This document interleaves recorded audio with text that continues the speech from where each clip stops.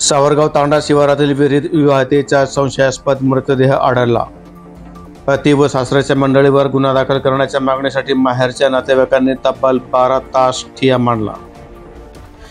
जिंतूर तालुक्यातील सावरगाव तांडा शिवारातील विहिरीत 29 वर्षीय विवाहितेचा संशयास्पद मृतदेह आढळून आल्याने परिसरामध्ये एकच खळबळ उडाली।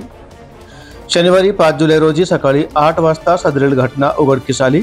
या घटनेबाबत अधिक माहिती अशी की जिंतूर तालुक्यातील चिंचोली काळे येथील जनाबाई पवार यांचा विवाह सावरगाव तांडा येथील मुरलीधर पवार यांच्याशी झाला होता।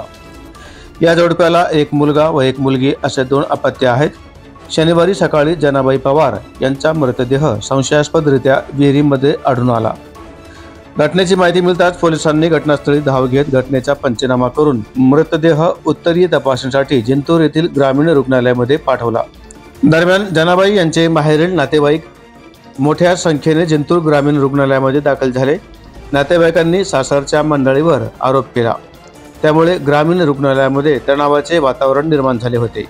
पती व सासरच्या लोकांवर गुन्हे दाखल करून त्यांना अटक करावी अशी मागणी मयताच्या माहेरकडील नातेवाईकांनी केली।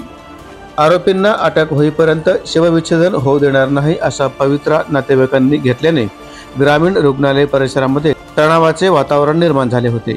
यावेळी सहाय्यक पोलीस निरीक्षक सुनील अंधारे, पोलीस उपनिरीक्षक विठ्ठल राठोड, पोलीस अंमलदार जिया खान पठाण, वासलवार मधुकर राठोड आदींनी घटनास्थळी धाव घेत नातेवाईकांना शांत करण्याचा प्रयत्न केला।